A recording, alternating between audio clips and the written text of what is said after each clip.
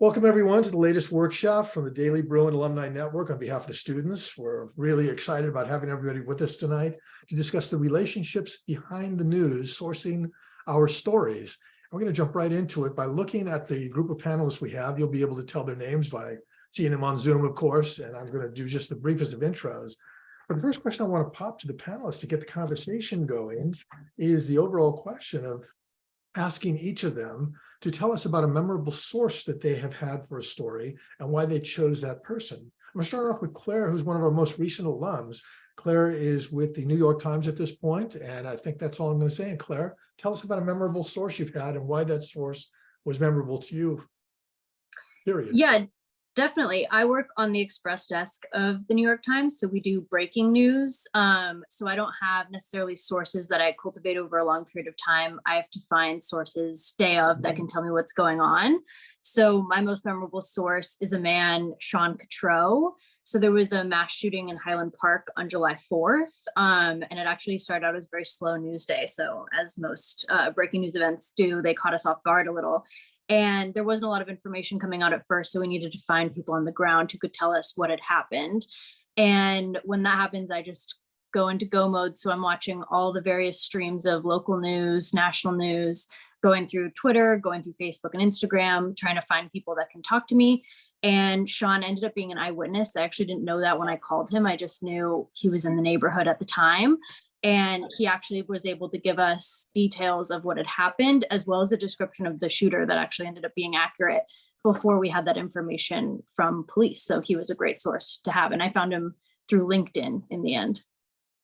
Wonderful. Thank you so much. I'm going to turn to Megan, who, as most of you know, is currently on Daily Bruin staff, as well as working for Cal Matters in an internship basis. Megan has written some wonderful pieces for the Bruin that have impressed all of us. And we're going to throw that same question to her about one of the sources she used on one of her more memorable stories. Megan? Hi. So last spring, I wrote a story on Executive Order 9066 and the 80th anniversary of the Japanese American incarceration camps. One of the sources I reached out to, her name was Leah Yen.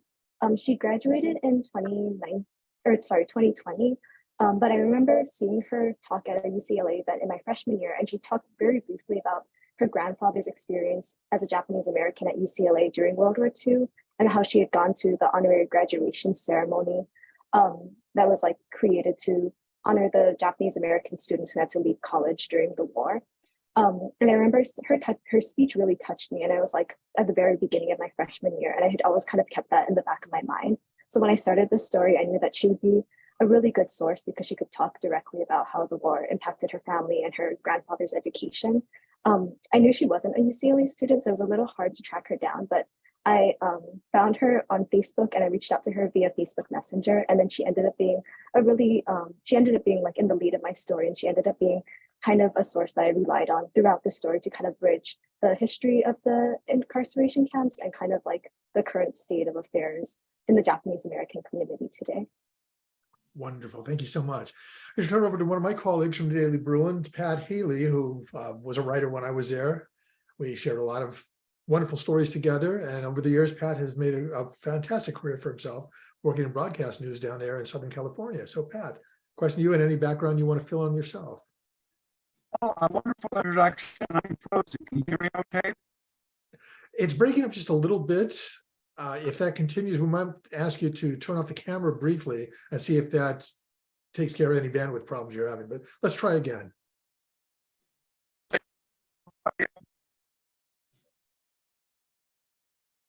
Now we're not hearing anything. You still with us, Patrick? This may be the fastest story we ever heard from anybody.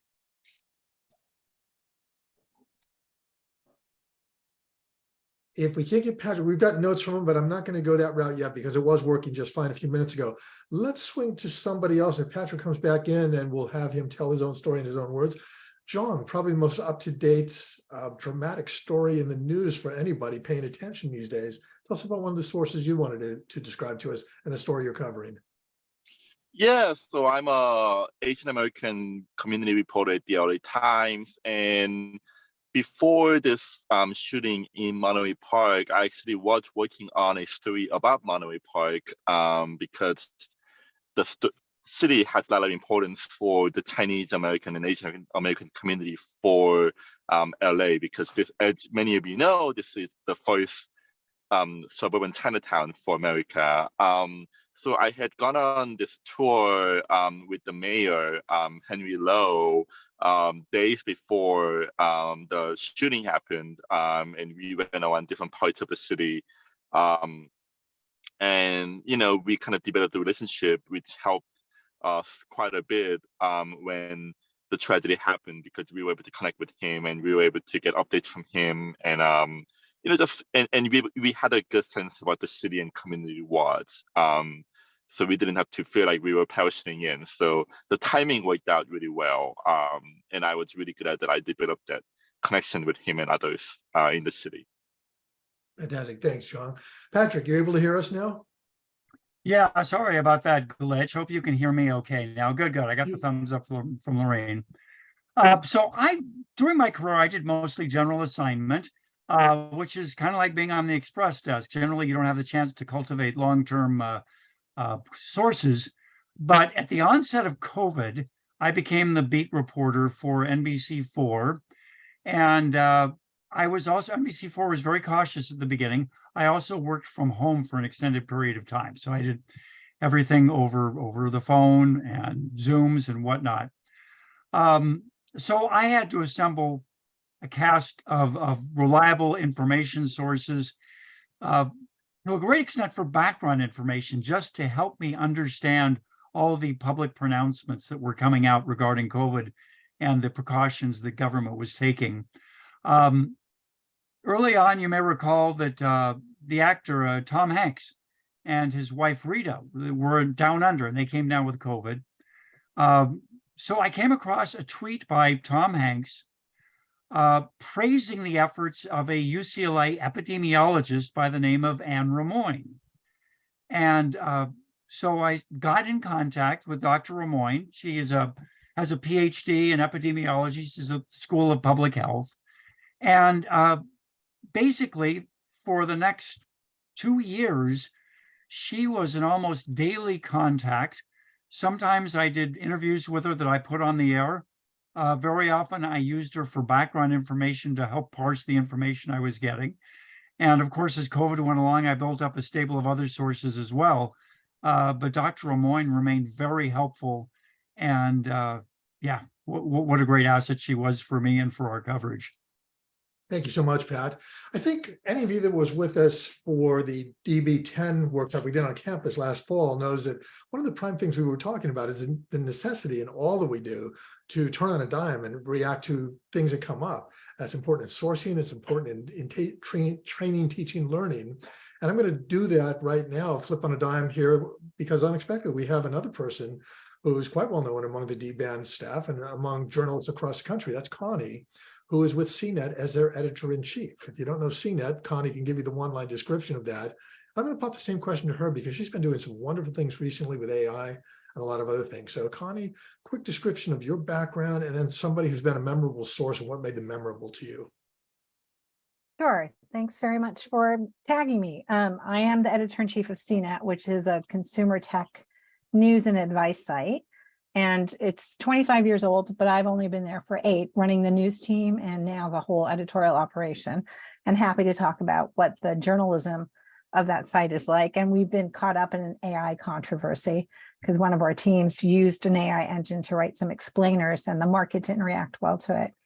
But the story I want to share, I was a Daily Bruin staffer, and my clips from my 2 years as a news reporter are how I got a job as a reporter. The first time I had it cut and pasted into a black book. In those days, you walked in with your portfolio and you would flip through and show all the stories that you wrote.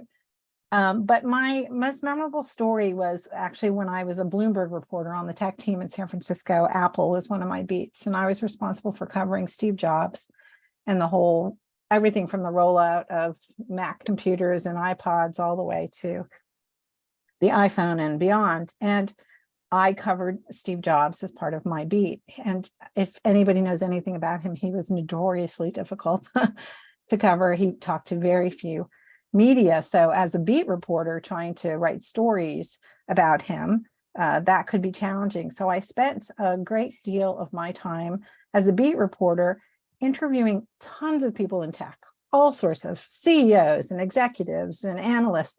And every single interview, I asked them for their Steve Jobs story, because most people who work in tech have a Steve Jobs story.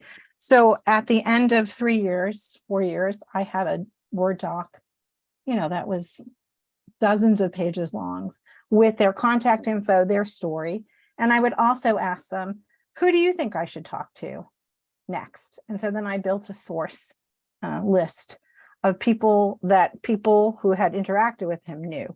So this is about being a beat reporter over time and building sources that way. And in the end, there was a story about Steve Jobs' health that came into question after he appeared very sickly on stage at a big Apple event. And I started calling my network of all of those people I know. And in January, 6 months before he announced it, I reported that he was going to have a liver transplant. And people asked me, the reason I'm telling that story is because I got death threats. I had to have my car swept. People had to escort me in and out of the building. Mac fans are not the, generous tech bros that you think. And so it was fascinating to have that experience over this story. But people ask me, like, how do you know that story is right? Right? Because if I got that story wrong, it would pretty much have been the end of my career as a tech journalist.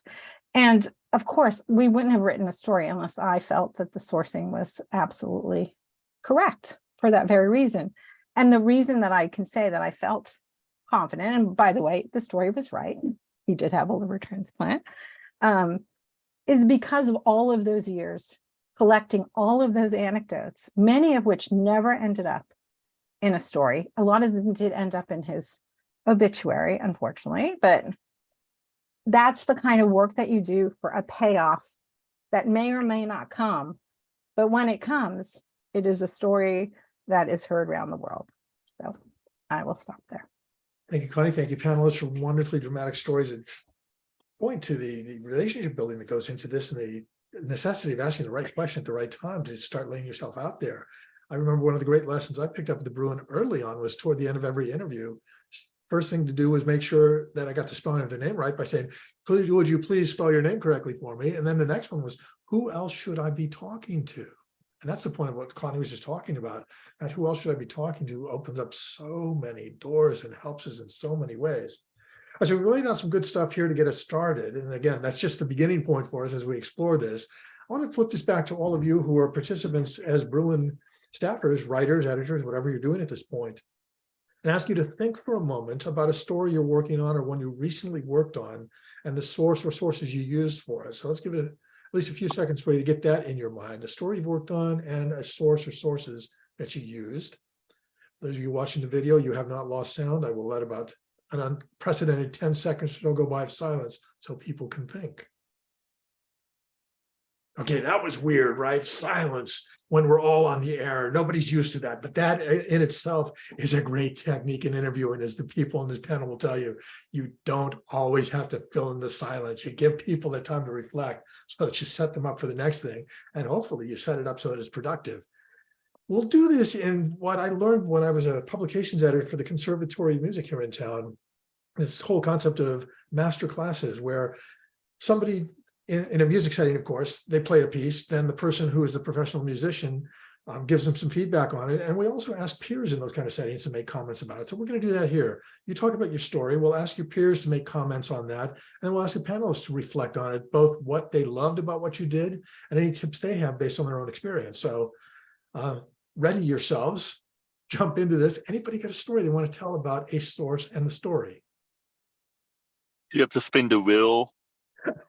Spinning the wheel is okay, but really, we're journalists at our hearts. We're the ones that want to Paul, get in there. Yes. Can I say something about silence? Absolutely. Oh, good. And then David's got one. Good. If you say it silently, Lorene, can you pantomime it for us? No. Oh, go ahead. I had an experience not as a journalist, but as just a person, where in a conversation with somebody, I left some silence for that person to fill in. And he called me on it. And he said, "You're being silent so that I'll fill in more information, aren't you?" And I was like, And that's yeah. okay. And he said, and I said, "That's an old journalist trick." And he said, "Yeah, that's also an old cop trick." Because if for anybody on this call tonight, is this session that we're having, if journalism doesn't work out for you, Lorraine just told you, think about a career as a cop. It might work out for you, just saying. well, that wasn't my point, but my point was that people feel the need to fill silence with something. And sometimes that something will be either something journalistically very interesting or perhaps very interesting to law enforcement. So that is an important use of silence to keep in mind. I love Javier's comment in the chat here. I plead the fifth. Absolutely. Yes, and always But do we will that. still be silent until you speak. And David, don't talk to the obviously- cops without a lawyer. David's obviously got one. Let's run with it, David, if you're ready.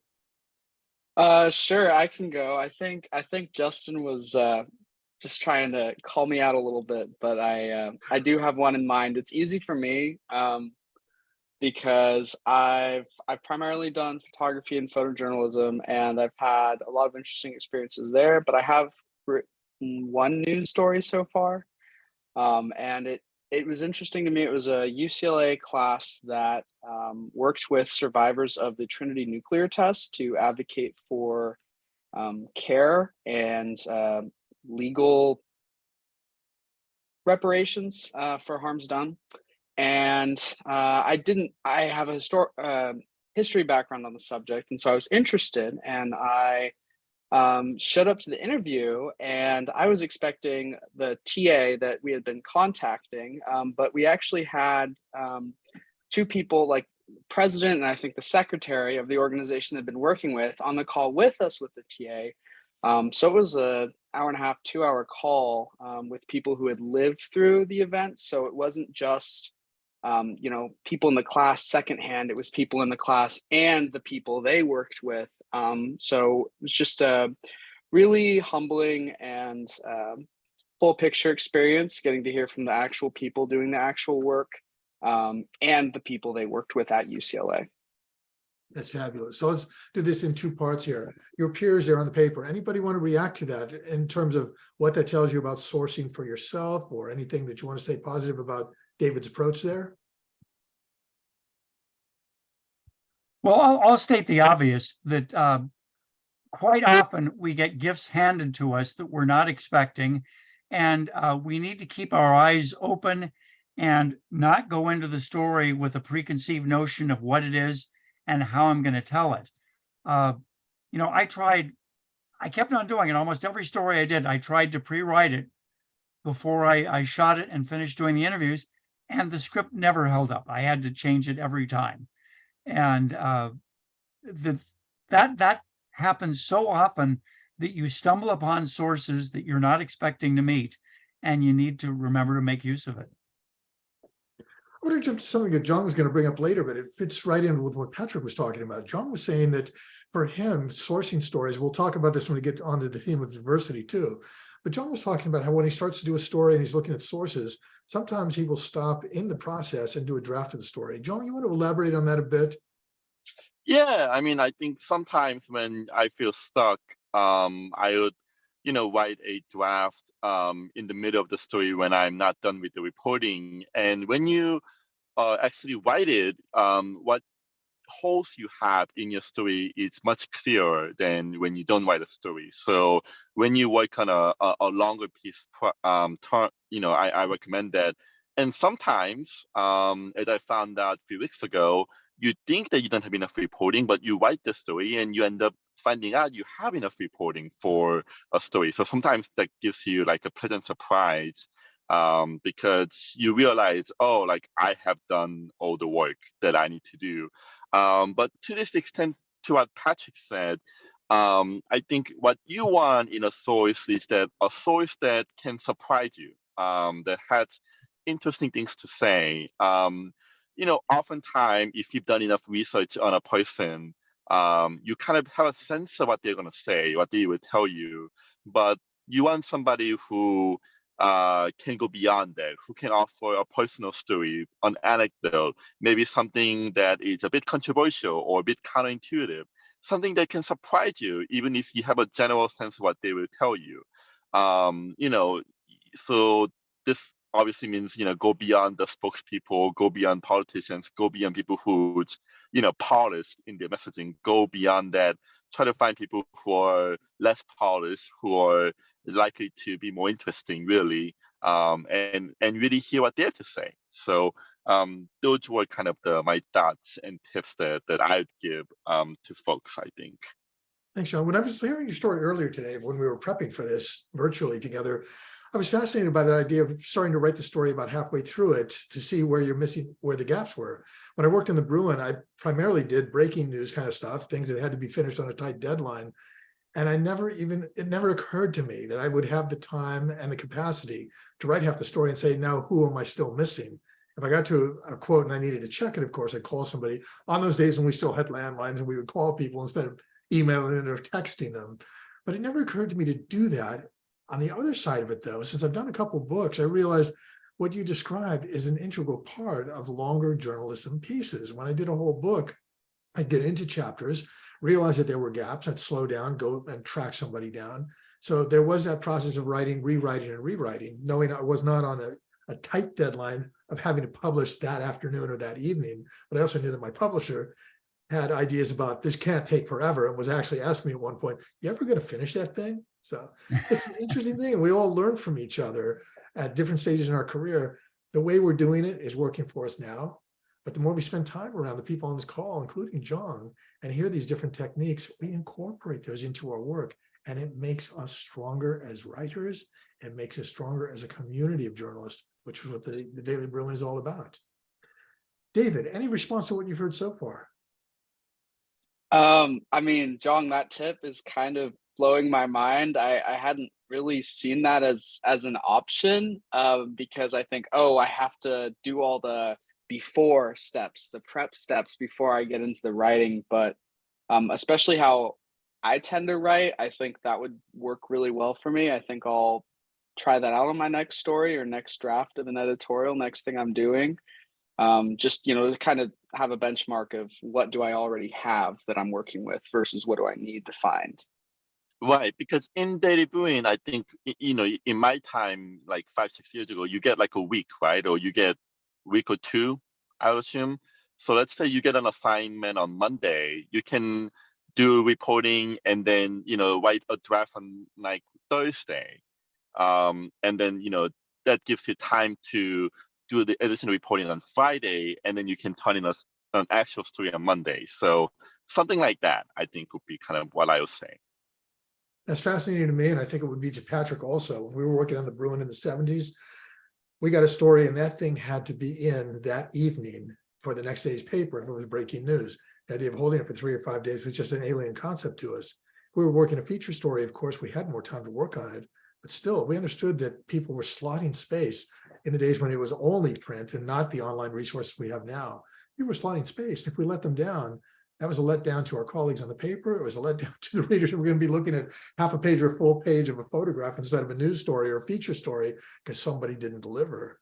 It's kind of interesting to hear the two of you are kicking around right now, 3 to 5 days to plot out the story, go do all the interviews.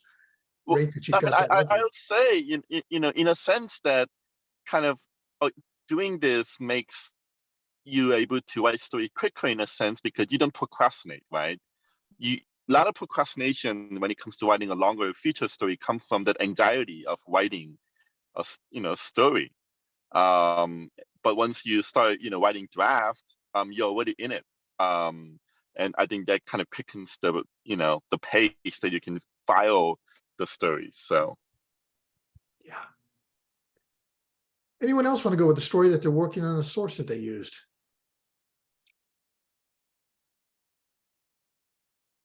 Did Justin say something in the chat?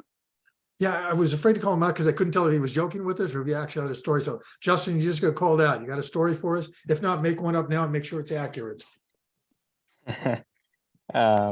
Yeah, I sent a link in the chat if anyone saw. But I think this was like a couple of years ago. I worked on a story about how the LAPD was using UCLA's Jackie Robinson Stadium for a staging area to process arrests after a protest.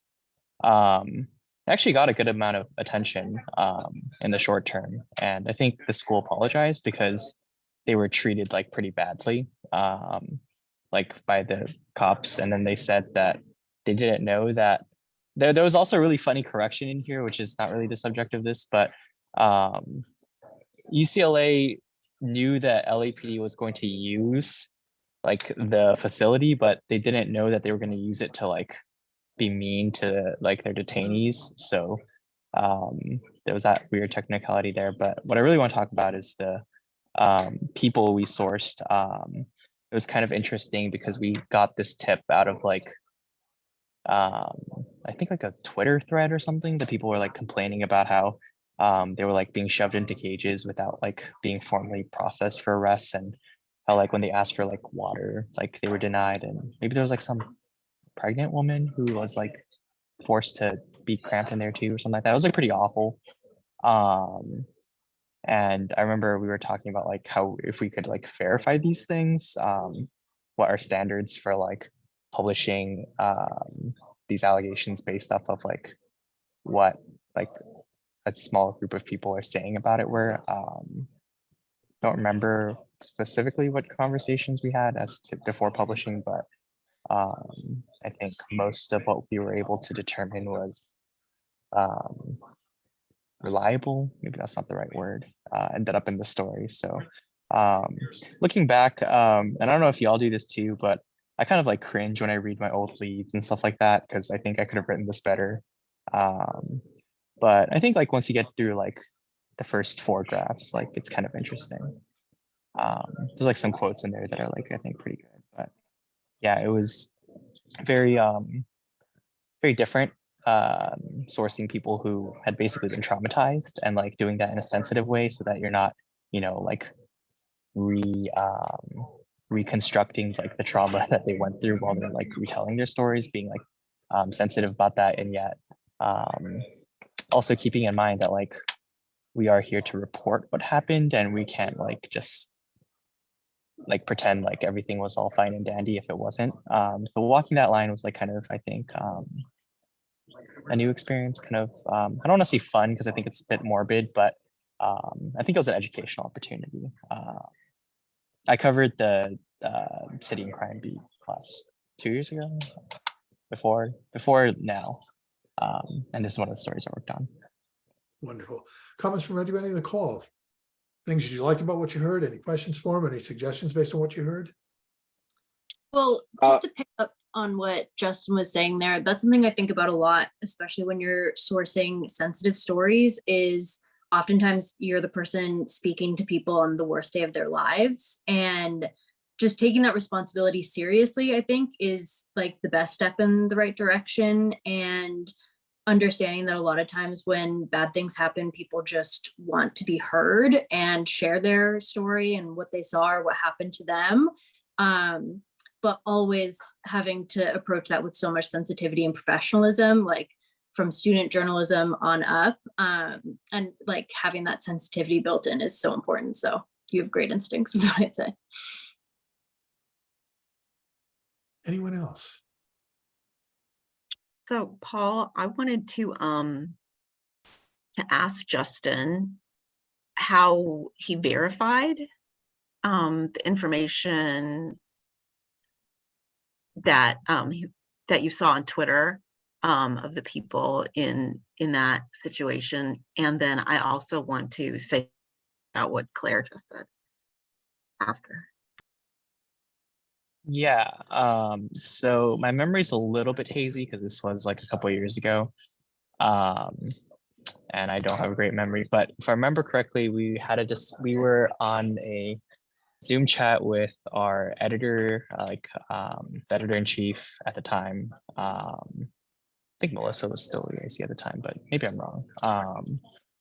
I think what the Daily Bruin's procedural guide said at that point, it might have changed by now, maybe David can shed some light, but I think what it said at that point was that if you had like allegations that are like you didn't like see yourself, you know, it would ultimately come down to the EIC's judgment, but the rule of thumb was that you needed to have 3 independent sources that like didn't necessarily you get from each other, but like you got independently that all corroborated the same thing.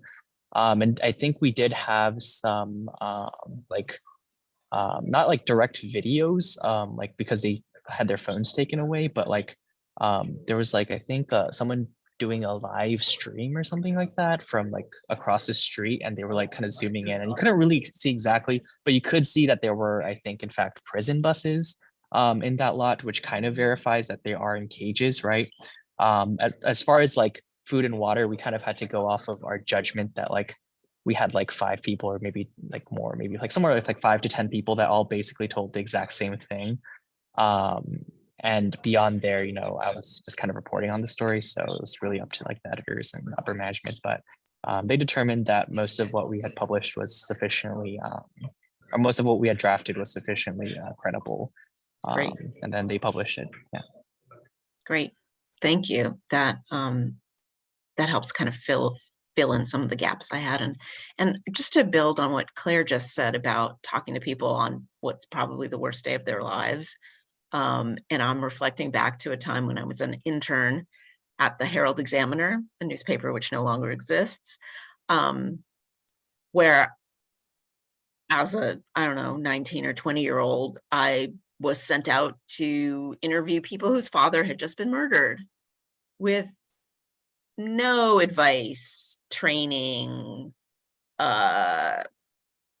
anything given to me, just like, go. And I had no clue what I was doing. And I mean, these people were totally shell-shocked. They were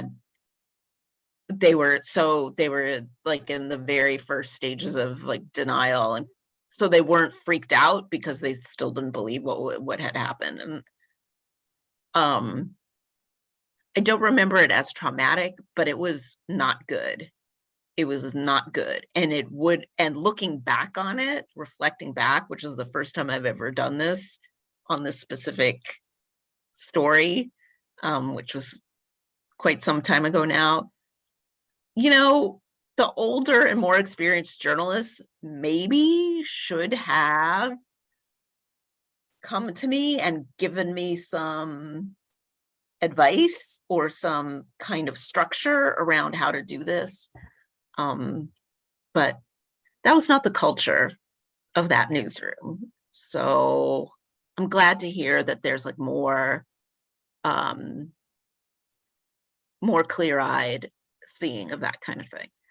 Let me add to that, because part of this is just making sure we've got the kind of connections that work out for everybody here. If you are a reporter in the paper at UCLA now, and you hit the kind of thing that Lorraine's talking about, you have a faculty advisor that you can clearly go to and run that past her. You also have a lot of us in D-band, some who are still working journalists, some of us who've been there, done that. And you should feel free to reach out to us through the Slack channel that we maintain for you. That's one of the benefits that the association can bring to you, the network can bring to you, by just being there to bounce stuff off or else refer you over to people. I'm going to go in reverse order to what we just did a few minutes ago and stay on the topic that Justin was bringing up, removed from the emotionalism of this, but staying on the idea of how do you know that the people that you're talking to are who you think they are. Connie, when you get a new source, what are the things that are easy for you to do to verify that you're really talking to somebody? You don't get punked like so many journalists have been punked lately. Yeah, I mean, I think that's one of the trickiest things that you have to negotiate. I mean, we get email documents all the time, and people, you know, contact us and say that they have a story, and you have to really do a lot of vetting. We go through a kind of complicated process to vet those sources. If they have something really confidential, or, you know, like Justin's story, they were a part of an experience, you do have to corroborate it independently. Journalism is the rule of threes, right? If you have 3 of anything, you can write a trend piece, 3 sources, Although unfortunately today, a lot of news organizations attribute to a single source, which I think is an unfortunate thing to do. We ask them who they know, who can verify them, if they're willing to have somebody reference them. And then we go independently to contact that person, not through any phone number or email they give us.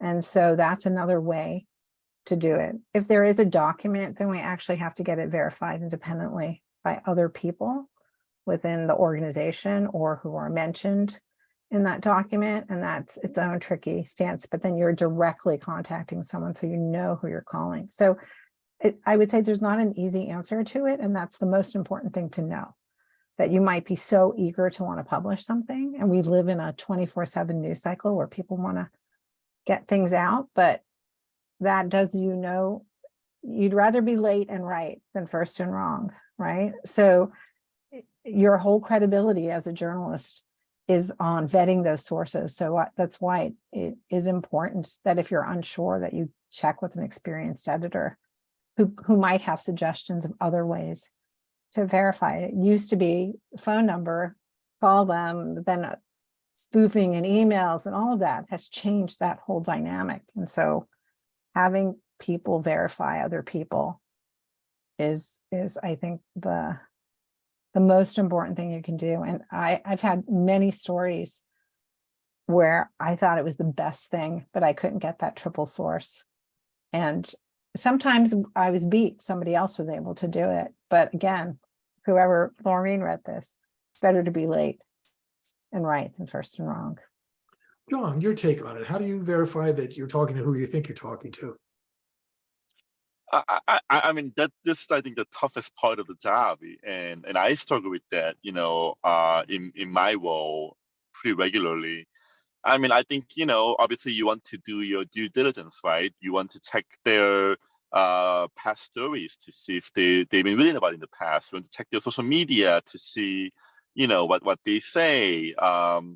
And if an alarm bell is in your head, trust your hunch. I mean, if you feel like something is wrong, there's a probably good chance that you're wrong or something is wrong. So if you think something is wrong, make sure that you think about that.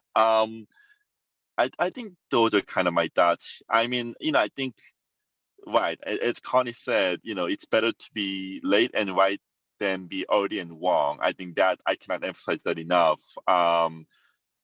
Sometimes there are limitations, right? I mean, I covered the mass shooting last week, and it is, when you're covering mass shooting, it's full of things that you cannot back up with resources, especially on the first day. I was out there Sunday morning, an hour after this tragedy happened, and this was 1 a.m. There was not even 3 people on the street, right?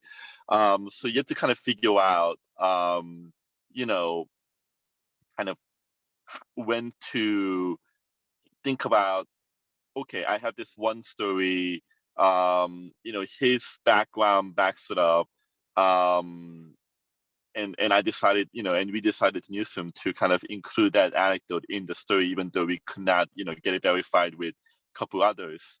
I think knowing kind of what the limitation is when it comes to how much you can verify is the key. And also, especially when it comes to breaking news, something that I think a lot about is, verify something over and over again. So if you cannot verify something on Saturday or on Sunday, you can try to verify something on Monday, right? Or on Tuesday, thinking about kind of, okay, like I cannot have 3 sources confirm this today, but tomorrow I can get this and I can include it in the story.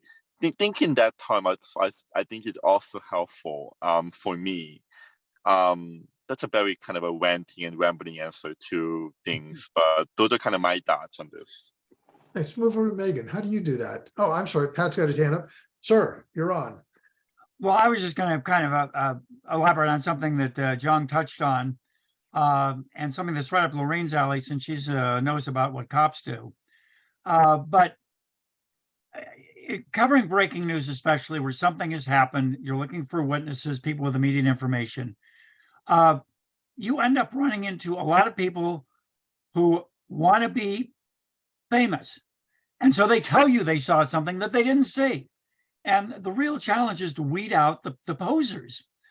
And at the beginning, it's tough to do this. But after you've talked to a few people and you have a little basic information, you can hold back a key, something you know to be true and something that a witness should also know. And you test them to see if they know that, or if they have a good reason why they didn't notice it. And that's been very helpful for me over the years, just being able in the first 15 seconds to realize you're making it up, you don't know anything, I'll see you later, I'm moving on. Thank you, Pat. Megan. Yeah, I think like other people were saying also, I do like a lot of background research on like who people are a lot of times, and doing like higher ed stories for like the Bruin or Cal Mather. So for that, it's like pretty straightforward for like professors and everything. I think for students, sometimes I want to make sure like they're part of like a specific organization, or students sometimes I'm asking them to speak on like very specific topics, like certain bills or like certain issues in schools that not a lot of students might know about. So I think I'll like really thoroughly go through like sometimes their social media or like their LinkedIn to see if they're part of like certain like student advocacy organizations or certain clubs on campus that would kind of, I think, give them the background information they need to speak like responsibly and reliably on whatever issues I'm bringing up in our interviews. I think one thing also I learned this past summer, I was doing some education reporting, and I was talking to a lot of like education advocates and researchers.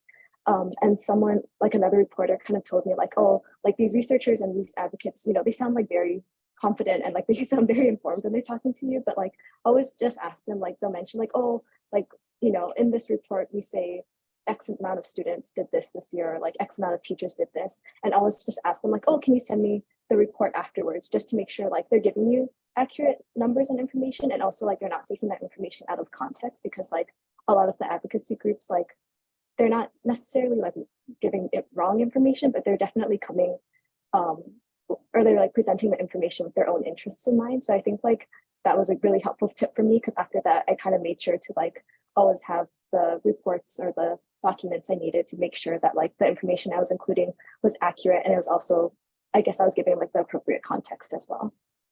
Thanks, Megan. I'm going to add to what Megan just said. I don't do day-to-day reporting anymore on tight deadlines. I primarily, if I'm doing quick writing, it's for my blog, which deals with training issues and issues around creativity. I'll say many times along the lines where she's asked for documentation, if I see an article in the media that I want to try to reflect on in my own blog, the first thing I do is follow the link to the actual report. And I cannot tell you how many times I've seen a mainstream media story that reports a great research finding, and I go read the paper and I think to myself, that's not in the original source. And a few times I've actually gone back to some of the people that wrote the things and said, you've been reported as saying this, I'm not seeing it in your report. And they go silent, because of course, what is getting out there is totally misrepresenting the research they did, and they don't know who else is coming after them. But that sense of skepticism and asking for documentation when you have that opportunity will not only hold you on the right side of sourcing, but it also may give you some insights into a story that you can do that others didn't do, correcting the misapprehensions and actually going back to the original writing and then going to the person that wrote the paper or released whatever report you're talking about. Claire, your additional thoughts on how you get through to know that somebody is a legitimate source for what you're working on. Yeah, I agree with what everyone said about how hard it is. I think in a kind of anecdotal way, one thing I always ask for from sources is like, can you send me any photos from today? You know, and there are ways to obviously fake that and things like that. But when we're talking about like breaking news situations where something happened 30 minutes ago, like it's not a perfect system, but it can help. I mean, I have had people then send me photos of like CNN on their TVs. So like that is also a weeding process. To pick up on something Patrick said too, you know, you don't, just because you talk to someone, you don't have to use them. Like if you get any kind of bad feeling, just get out of there. And I've, especially in this kind of social media age, you know, when things go breaking and people are all tweeting or posting about it on Instagram, you can easily get down the wrong path of someone who's just kind of regurgitating information they saw somewhere else and was definitely not an eyewitness. And I've had people, when I interviewed them, ask if they can go, Instagram live while we're talking and things like that. And just the second you get a bad feeling, you can back out of that situation. But yeah, I think that's one way to do it. And then picking up on the documentation thread as well. There are so many ways to verify like any claim, or at least most claims. And something I've definitely seen a lot I read a lot of the San Francisco Chronicle because that's where I'm from, but kind of wild claims, and you're like, where's the attribution, or where, you could easily then follow that up with the police report said, or XYZ. And so you can back yourself up too. And then the final thing is you should have a personal 3-source rule, like even if editors aren't requiring it, or I don't know, it's not the rule of thumb, or you're going to get a byline no matter what. For me, like I'm always looking for an expert. I'm always like trying to get that third source just so that you can feel good about it, because the second someone calls you out, or, you want to feel strong in what you've put out. So as we move toward a wrap on this, let's look at the main points that we've heard from panelists and from some of the students that are actually doing the reporting these days. Trust your gut. Something doesn't feel right, go for it. Question it. If it doesn't feel right, don't include it. Give yourself some time. We've heard the idea of trying to get 3 sources if you can, but if you're facing the kind of situation John's been describing throughout our conversation this evening, sometimes there aren't even 3 people out on the street. So you've got to go with what you've got and then do the best you can. Hold back if it doesn't seem like it's going to be there for you. Before we move on to a couple of other topics related to sourcing, any of you that are students right now, do you have questions on the basics of sourcing from any of the panelists?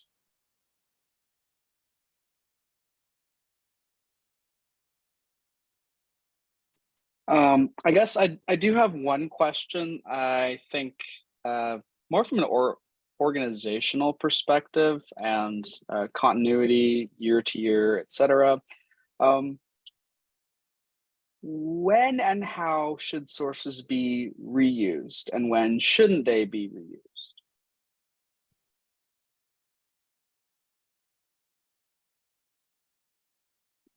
You've anticipated one of the questions we had. Patrick, go ahead and open the conversation.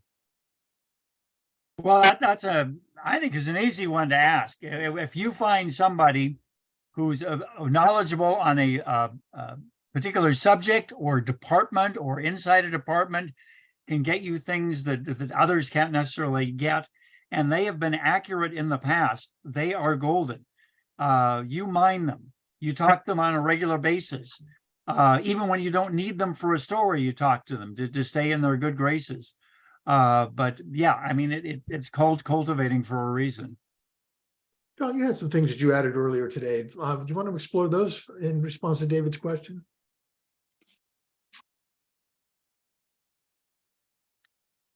Wait, were you asking me, or were you asking? John, I'm asking you to go back to what you were telling me earlier today in the document we were sharing. When is it appropriate to use a source? I'm sorry, I wasn't sure if you were That's all right. meaning that. I honestly don't. I will use source all the time. I cover the community, right? I cover the Asian American community, and it's a big community, but also there are people that you run into over and over again because they're community leaders, and I have no issue with using them, at all. I think what I try to avoid. I'm trying to look at the doc here. I try to have some diversity in the sources that I'm quoting. So in the Asian community beat, for instance, I'm not just going to quote, a Korean American leader. I'm going to quote, Filipino, Vietnamese, Chinese, to bring the diversity of perspective and voice to the story. But, if it's a Korean American story and, it's relevant for me to have this leader because he's very relevant, I'm going to reuse them. I think it's just, I'm very okay with that. So. David, I'll add to that an essential thing for me when I was doing day-to-day reporting was if a person is an integral part of an ongoing story, there's certainly going to be somebody I keep going back to. An example of that, a very brutal story. I was covering the crime beat and county government in the San Joaquin Valley a couple of years after I graduated from UCLA. I already had the experience to know how to pursue something like this. The story in a nutshell was a woman and her boyfriend were both drug addicts. She had a 2-year-old daughter. The boyfriend was getting high over and over again, was out of control in his actions, and tortured and killed the 2-year-old child. That was an awful story in and of itself.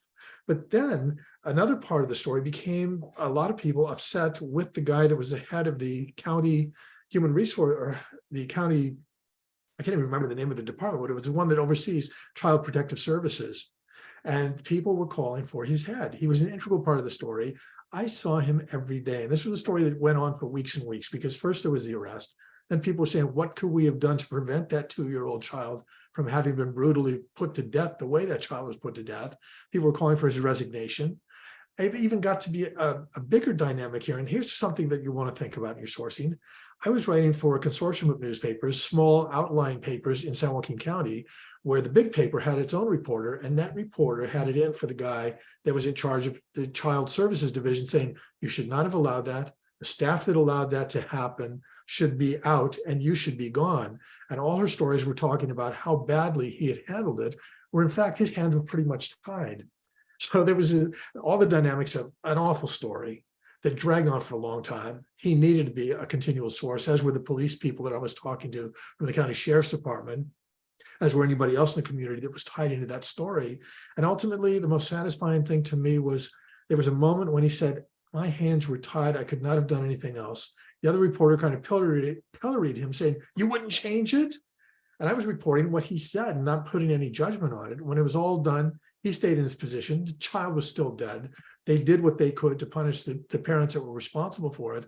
But I got to thank you from that guy for saying, you were the one person that actually held an open line between me and my community to talk about what I was talking about. And that meant the world to me in terms of sourcing and really doing a story that I thought served the community over a long period of time. Anyone else on the panel with similar things that were that emotional, where you had to decide who to stay with and whether they were people that needed to have a voice through the outlet that you had? I have a different answer, and not to follow up on that dreadful story or change the topic for a second. Yeah, let's change from the dreadfulness. I just want to talk about how a newsroom works in terms of sourcing, if it's helpful to hear it. We have tons of reporters. I have, dozens of over 100 reporters around the world. We have a Google Sheet, and we have people fill in like the company contacts and their email and mobile number. So we'll have official company contacts, because that will just save someone time. So it'll have their name, their phone number, their mobile number, their personal mobile, because most people have 2 mobile phones, their email, and then notes from the reporter. Ask this person this, or if you ask them that, it's terrible. And that Google Sheet is broken down into categories by topic experts in these.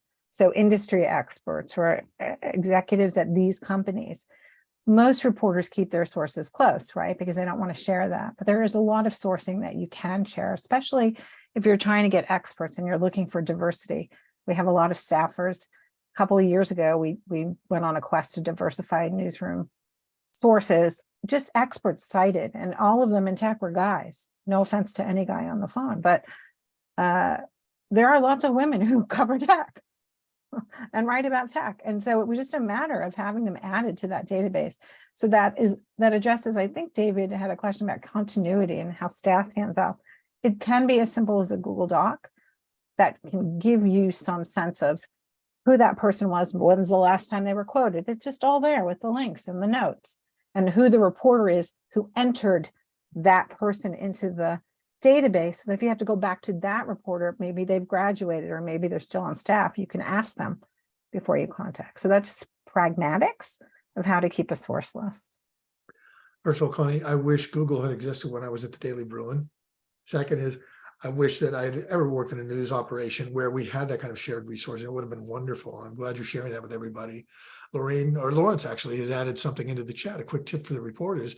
If you need an expert to comment on something, DBN has lots of those contacts. Lawrence, you want to add anything to that? Well, this stems from one of the stories I critiqued during the pandemic, and it was basically about Varsity Blues. When one of the coaches was going through a court motion, and when I critiqued the story, the reporter said that Salcedo was convicted, and when he was just going through pretrial discovery.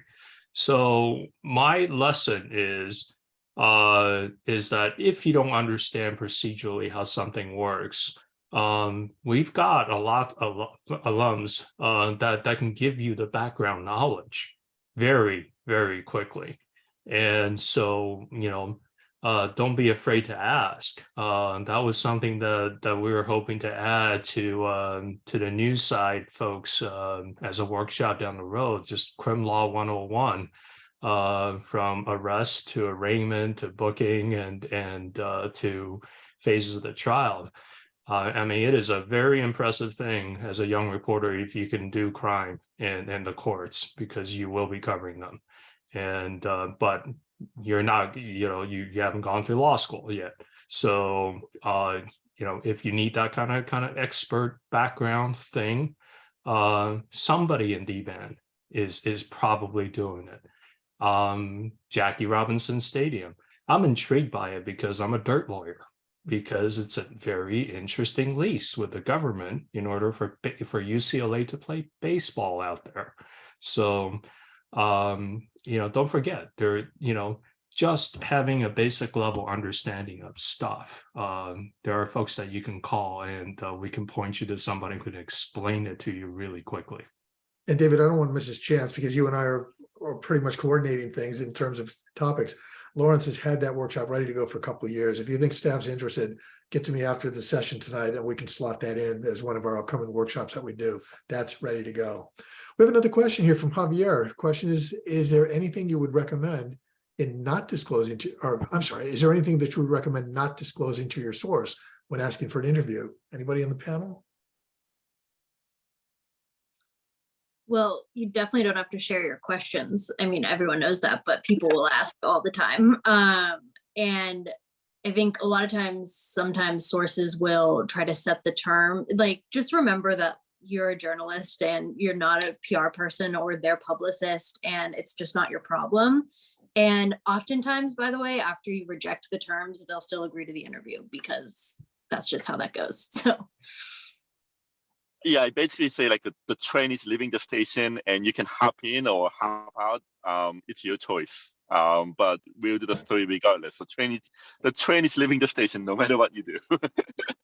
Yeah, a real effective one that I've seen used, and I've used it myself, is say, I've got a 5 o'clock deadline. If you want to be included in the story, I need to hear from you well before 5, so I have time to include it in. Otherwise, you call me for the next story. That usually gets people's attention. Anybody else? I agree with what Claire said and John, but I'll also add one other thing.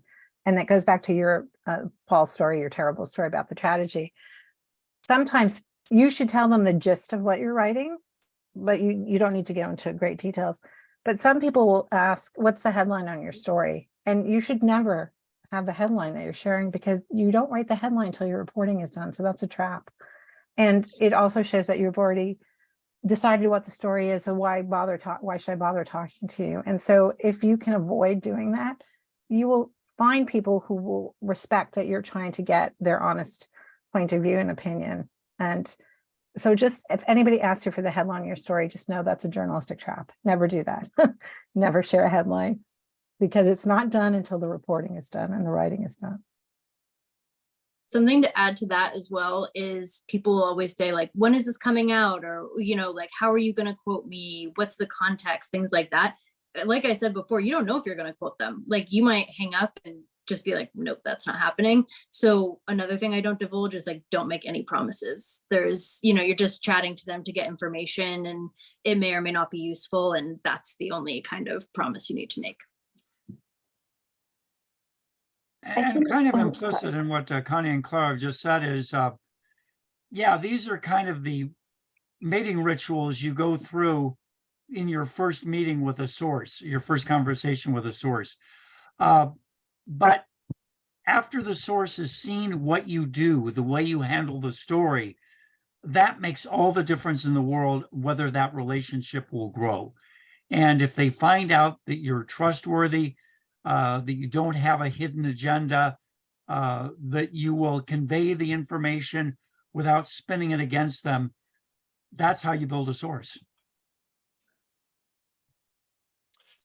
A line that I use a lot in my email, reaching out to a source, especially because I think a lot of people kind of perceive the quote unquote mainstream media, like the LA Times, as having a left-leaning bias.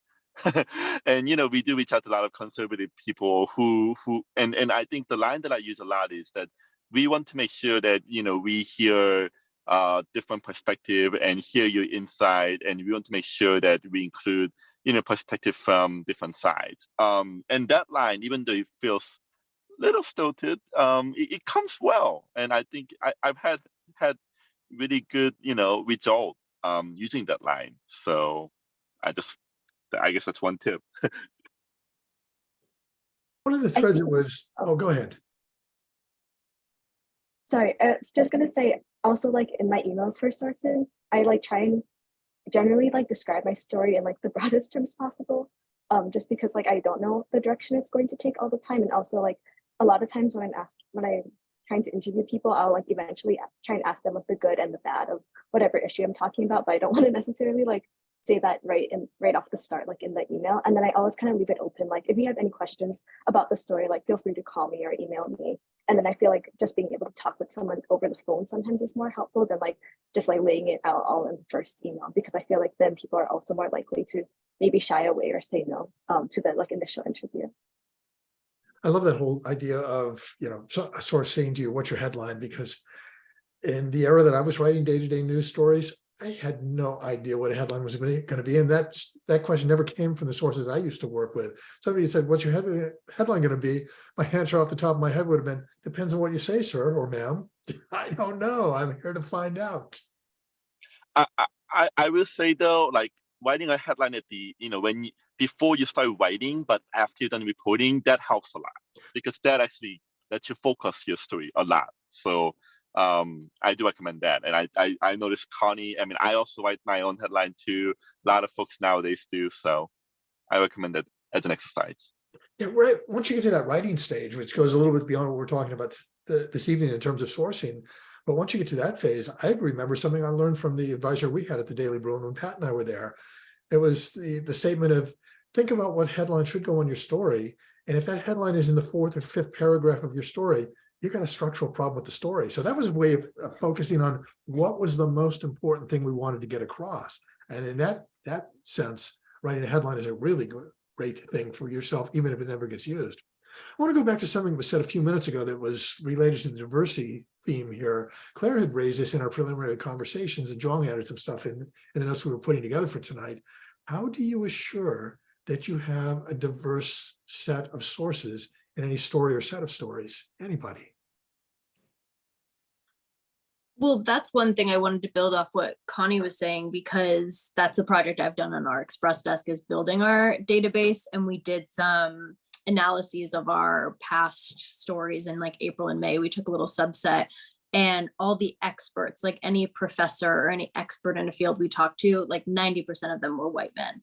And that cannot be factually accurate. And also we talk about geographical bias. Like we don't talk to enough experts and other people in the Midwest. And obviously on a breaking news desk, the news happens where it happens and you don't always get a say, but we also do longer form features. And even if you get a beat while your story's being edited and you're like, I think I can get one more voice, like I can get a female in here, I can get a person of color in here. And especially when it comes to what the subject matter is, like I'm writing about affordable housing right now. Like you definitely don't want to only be quoting affluent white people who might be on the board of affordable housing organizations, but you need to make sure you're talking to the people that are most affected.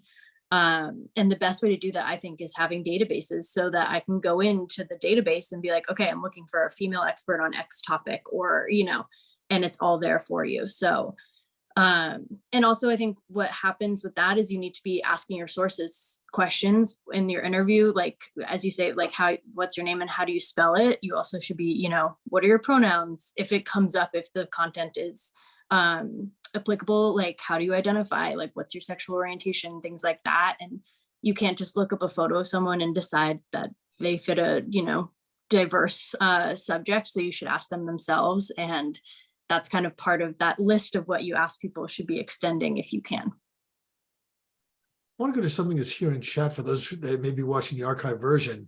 Lorraine put a wonderful resource in. It's NPR. She says they have a database of diverse sources. So if you're interested in that after tonight's conversation, you want to go to training.npr.org/sources. Once again, training, training.npr.org/sources. So there's one resource. And again, we need to be sharing this, folks. We need to be telling each other what we use, where we go, so that we can all get better at this and make sure that we're getting where Claire was talking about getting. John, you had some thoughts on this. You want to go ahead with those? Yeah, I mean, it's interesting question because I cover, the beat that by nature, has a fairly diverse range of sources. I think I said this that, that I do a midway check-in when it comes to sources to figure out kind of how diverse, sources are. I mean, I have the luxury of time, right? Because a lot of what I do is enterprise, which takes a week or two to write, or more than that. There's one story I've been working on for 6 months. So it gives you some luxury to that. But I do think taking a pause in the midway it's helpful. And something else that I think when it comes to kind of the diversity of sources in my beat is that covering Asian American communities, like covering 25 communities at once, right? You're not just covering Korean, Chinese, you're covering Vietnamese, Indian, so many different ethnicity. And what I do is that I make a rule on myself that every week I'm going to reach out to one news source every week. And I'm going to get a coffee or lunch or whatever. I'm going to just have a conversation, not for a story, not for anything. I'm just going to get to know them better. And I've been here for a year. I've had, I think, about 40, 50 source meetings, and I have contact for pretty much all of the 25 communities in my beat of Asian American community. So I think that's the key. Kind of developing the relationship ahead of time, and reaching out to people ahead of time, not even for a story, but, just to chat. I found that to be really helpful. I think a lot of people on the breaking news don't have the luxury for obvious reasons, but if you do have the luxury, you're covering whatever beat, and your beat is a little bit less chaotic than breaking news. I do recommend, setting a routine where you're reaching out to at least one person every week. Let's turn this back to our colleagues who are currently on the Daily Bruin. What do you do right now to develop a diverse set of sources for the stories you do? Anybody?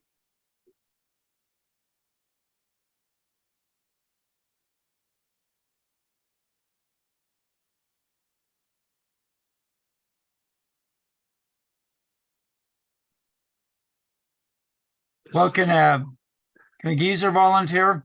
Absolutely. Do we have any geezers on this call, Patrick? Yeah, I think so. I'll give you, for me, since the last thing I did before I retired was COVID, and I did all COVID all the time. And that was such an enormous universe. It was relatively easy to find a wide variety of sources. And one way to do it is simply geographically. We're going to find out what this community is, how it's dealing with COVID, what the medical resources are, who's doing the vaccination. And so, yeah, some of the good sources I came across were St. John's Well Family and Child, which serves a number of communities. It is their source of healthcare, and they became very deeply involved in testing and vaccination. And you talk to the people who ran their programs, and they could tell you where the surges were happening because they knew it from the ground level. They didn't have to sort through the data that came through the county public health department. Hedron Health in South LA was another wonderful source. Of course, I mined UCLA extensively. I talked about Anne Ramoyne, Otto Yang, an MD who has specialized in infectious diseases, began as an HIV specialist, as many of the COVID experts did, an expert on T cells. He was the guy I would call when there would be complications that would arise from vaccines, or when there would be different side effects from COVID illnesses, long-term COVID, who could provide me information there. And I even called USC's health department. Public information officers get a bad rep sometimes. but as an initial point of contact to ask them to suggest the people in their department who are up to speed on this subject and can help you, it saves you a lot of time. Or, you can do the research on your own to find out who's been quoted before and who's knowledgeable.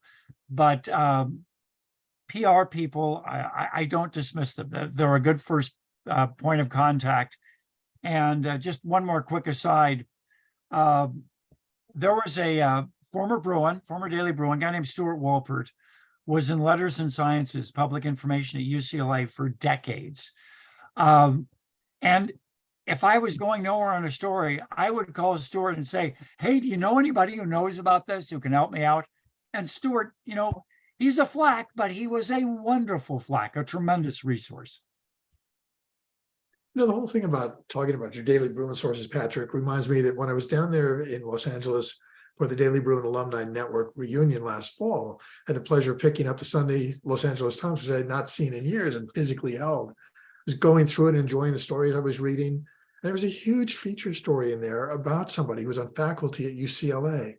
And two things struck me. One was, when I was a student at the Bruin, it never occurred to me to look at faculty for stories, but they're doing so much research. And I see occasionally when I look at the Bruin these days that there are stories about the research coming out of some of the faculty members. But it's a wonderful reminder to all of us, you're on that campus. There is stuff happening all the time. And if you're really entrepreneurial about this, you look for the stories within your department or other departments where you see some research has been out there, and you go for those stories before the big media lets you know that that's out there, and you will be the big media. I see Lawrence putting his camera on. I'm wondering if you want to add something to that. I have nothing further. Okay.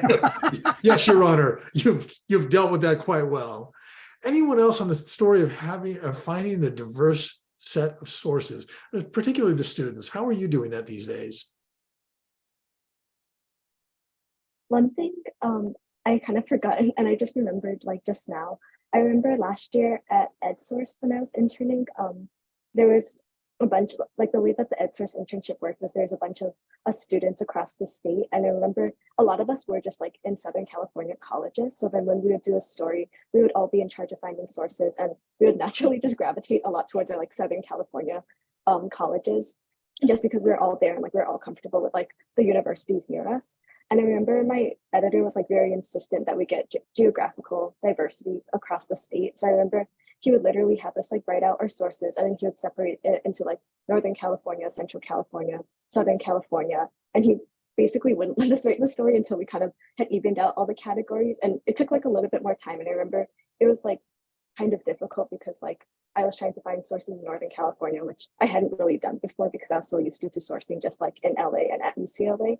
But I felt like that was a really good practice that I guess I try and force myself to do now also, just because I think if not, it's easy, at least for me, to really just source like in the local area. And like but I realize like for Cal Matters and other stories like that I'm doing now, there is like a lot of, I can get so much more to reach out to other schools beyond like the region that I'm in. So I feel like just like that practice of kind of assessing where all my sources are physically from, and like kind of telling myself, okay, I need to get more sources just from like these different areas has been really helpful. Megan, can you take that a step further? You just mentioned Cal Matters. What are you learning about sourcing from your colleagues at Cal Matters that you can share with your fellow students here at UCLA? Yeah, I think Cal Matters, it's been like a new experience for me because prior to Cal Matters, I was just covering like the UC system and UCLA for the Bruin. And for Cal Matters, we're kind of asked to cover the UC system, but then also the California community colleges and then the CSUs as well. And we're trying to kind of bring up all of those schools together in like one story. And I think, I don't know, I guess what I've learned is just like the importance of like reaching out to a lot of people with the expectation that I'm going to get like very few responses back. And also just like, I think we were talking about this earlier, but asking other people like, oh, who should I be talking to? Or like, especially asking professors, like, do you have any students that I can talk to? Because sometimes the professors will be like, oh no, like, sorry, I just don't know anyone. But a lot of times they'll surprise me. They'll give me like 3 or 4 student sources who are all like willing to talk to me. And the students are like very involved and very knowledgeable about whatever like issue I'm talking about. And that just saves me a ton of time because I don't have to like if I'm trying to talk to someone from like a Northern California school, I don't really have like friends of friends who can be like, oh, I'll connect you to the student, or like, oh, so and so might, be able to talk with you. So I think just really relying on professors to kind of connect me with students has been really important, and that's something that I wasn't necessarily doing before. Well, here's an interesting thing here. It's kind of the flip side of the same story. You're talking about meeting students from other colleges and universities. John's talking about taking new people out once a week so that he gets to know them and builds up his source network there, in essence. And it's something we have to pay attention to. We are not sitting in slow moving waters, folks. It's always moving on to something new. And the more time we spend, the older we get with this, the more experience we get in sourcing people and sourcing our material, the stronger we are at representing our communities in the networks that we work for. As we move toward the end of the time we've got, and it's just flying tonight, I hope nobody felt like, oh God, that was an awful 90 minutes. I hope you're shocked to find out we've only got a few more minutes left. Let's give a few more minutes here for the questions from students that on topics that we have not covered about sourcing. What did you want to get out of this session that we have not yet covered? Anybody? Hey, they got everything. We did a good job. What else? Paul, I could blather on about a couple of things and just cut me off when. Actually, Lorraine, Yes. you never blather, by the way. Your information is always great, but let's make sure that the students have the last few minutes here to get questions out. And when we cut the recording right at the top of the 90-minute segment, an invitation to all of you who are part of this, stay for a few minutes if you want to debrief or you have anything else you didn't want to ask while the camera was running. But students, do you have any other questions at this point? If you don't, I'm going to have to start humming the Jeopardy theme song again, and it gets ugly. Anybody even know the Jeopardy theme song anymore? Is that still on the air? No, please. Okay, but I guess a quick question, and maybe a fun one of opinion for anyone with the experience to answer it well. What do you think separates good sourcing from great sourcing?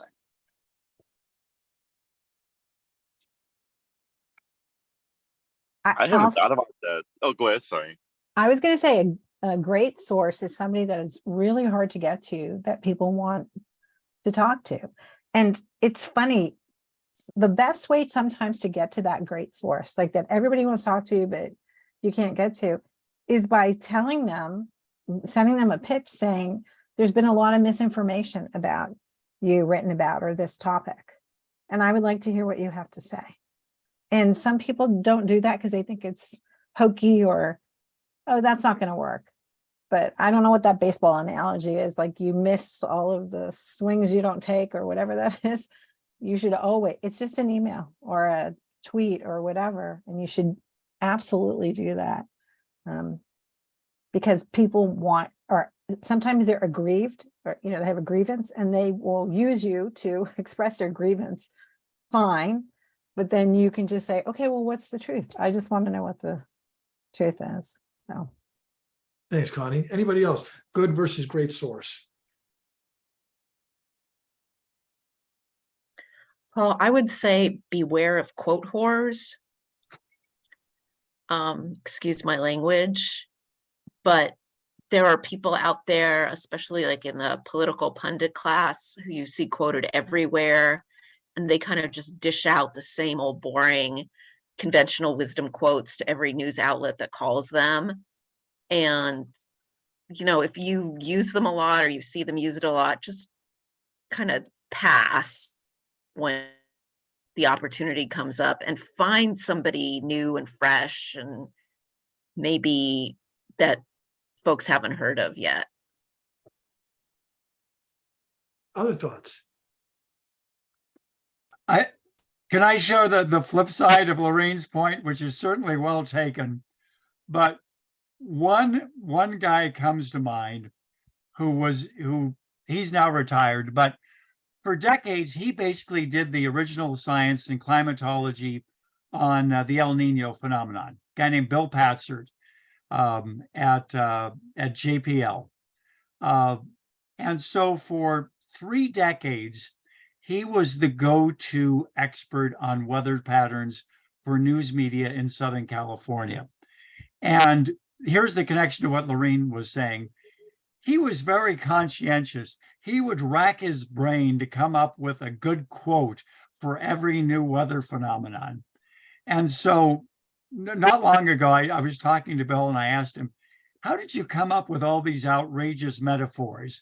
You know, he would talk about the big enchilada of storms, or what were some of them? A lot of them were food metaphors. One of them was the giant blob phenomenon. And Bill, where did you come up with these things? He says, well, generally, it was something I heard on a commercial while I was driving into work that morning. Whatever product or sponsor was pushing with an outrageous metaphor, I found a way to work it into the weather. So, you know, sometimes entertainment does have a value in news reporting, as long as the source is an expert in his or her field and you know, puts it in proper context. But Lorraine, your point is well taken about the political chatter in class. But I would add one that comes from the years of reporting that I did, and that would be, I want a source who's honest enough that they will tell me if I'm really going down the wrong path and show me what the right path might be so that I can document that. You know, as a reporter, I never felt I had the luxury of having hurt feelings. Like if I was really messing up with my line of questioning, or I was messing up with stuff I thought I knew and somebody could show me that I was wrong, that was such a lifesaver. It saved so many potential retractions down the road. So I looked for that in sources on a day-to-day basis when I was writing stories. Yeah, play dumb. That's what I tell people, and that's what I do sometimes when I talk with like experts. I just say to them, like, just explain to me like I'm 5, or you know, just explain to me like, you know, if I'm going in the wrong direction. Sometimes, you know, play dumb. I mean, you should not be dumb to your readers, but like, you know, being dumb is part of the education that you need. There's also a nice thing to what you just said, John, in that when we're talking to our readers, they're not going to know anything more than we know, and we've got to put it in terms that they can understand. So when we sort of play dumb, it's like, put this in terms that my readers or my viewers or my listeners can understand, and that helps me because I'll get better quotes. If you use jargon, I'm going to have to translate, and I'm going to mess that up. If you put those in layman's terms that you're comfortable with, I feel a lot more comfortable that that's going to make a good story. And I want to add the obvious last question that I make all of my reporters ask, aside from who else I should talk to, and can you give me their phone number and email, which is, what is the question I should have asked you that I didn't ask? That's how you end every interview, because it goes to John's point. You don't know what you don't know. Thank you, Connie. That's the thing that you should have on your keyboard. You don't know what you don't know. So Now, what didn't I ask you that I should have been asking you? Standard question in everything I do up to this day, when I'm working on a book, when I'm working on a blog piece, when I'm in a classroom and I'm trying to get stuff from learners that I need to make sure that I'm feeding back to them. That is like the basic thing we do not want to forget. Panelists, the ultimate challenge, one-line summary of anything you want to say to the students in terms of what they need to know about sourcing. The more the merrier. Thank you. Think ahead of time. I guess that's my big takeaway. I guess shoot your shot, you know, go for the big source and see if they answer. I think mine is kind of similar to Patrick's, but mine is you're always going to talk to more sources than you probably quote in the story. Connie, you're up. Oh, ask everyone to give you more sources. Wonderful. With phone numbers and emails, or introduce you, even better. Yeah. All right. With that, I'm going to formally bring the recording of this session to an end. Again, anybody who sat through all this and was wondering what was that, Daily Bruin Alumni Network, working with Daily Bruin students, talking about the importance of sourcing, how we go about it, what they should know, and what we can do to better learn and effectively report the things that we're out there trying to report. We will continue this series with students. Those of you that want to stay on the call, please do. For the rest of you, so long, good night. Have a wonderful, well, good morning if you watch this in the morning. Have a wonderful day.